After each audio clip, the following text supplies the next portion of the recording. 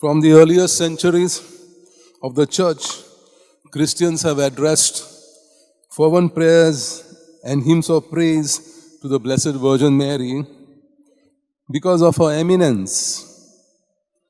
She is entitled to the highest honor that can be bestowed upon any creature, for she is the glorious Queen of the universe.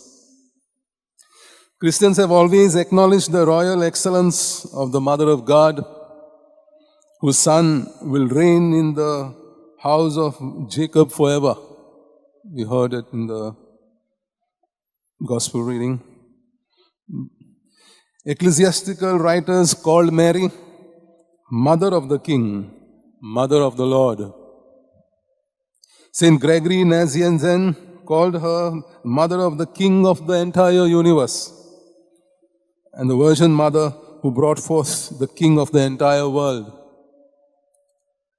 The mighty, almighty God emptied himself and presented to us in the form of his Son through Mother Mary, through the Holy Spirit. Nothing is impossible to God.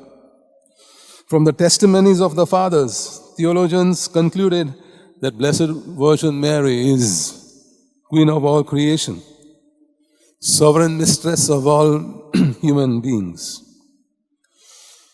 Accordingly, St. Alphonsus and Liguri could sum up the tradition by saying, since the great Virgin Mary was raised to the dignity of Mother of the King of Kings, the Church justly honors her and wishes that she be honored with the glorious title of Queen.